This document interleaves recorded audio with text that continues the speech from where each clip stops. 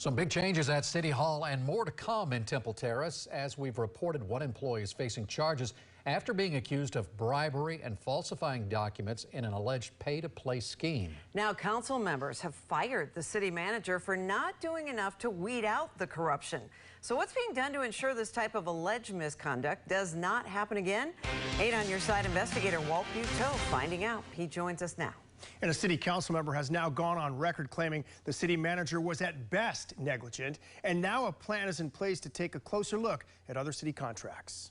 She went to the mayor complaining about the relationship between city manager Charles Stevenson and the Temple Terrace Council has often been tense. Well, listen, because I'm going to ask this. Don't interrupt me. This is not your meeting. But he was not here when he was fired by a 5-0 vote. I don't trust him to manage his people or tell the truth about what happens under his watch. Stevenson was the supervisor for 54-year-old Amira Nisi, who was charged Monday with accepting a bribe and falsifying records in connection with a city contract. Anisi allegedly pressured an unlicensed contractor for a discount on his home project in exchange for inside information about the city contract. Are you confident that other contracts weren't treated this way? Well, I wish I could say that. I don't know. Mayor Ross tells me the council will be examining other city contracts. And if there are discrepancies or evidence of wrongdoing, we will take appropriate steps to make it right. I assure you of that.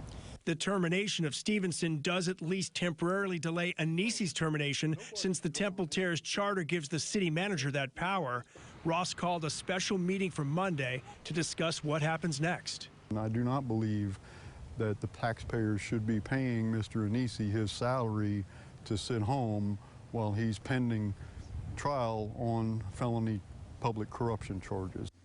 Council members Chambers and Schisler wanted to delay the vote until they heard from Stevenson, but they relented and voted in favor of termination, which of course made it unanimous. And that's interesting. That's a key point when it comes to Stevenson being fired for cause versus not cause, because for cause means he's not going to get paid, is he?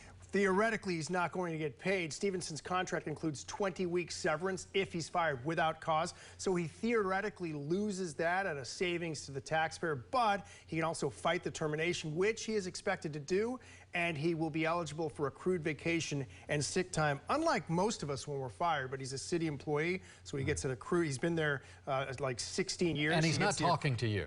No. Well, he's sent a few emails. I will say he's been very fair, but not saying a whole lot, not saying anything since he was terminated. All right. Okay. Thank you, Walt. And if you have something you would like Walt to investigate, call our 8 on Your Side helpline. That number, 1-800-338-0808.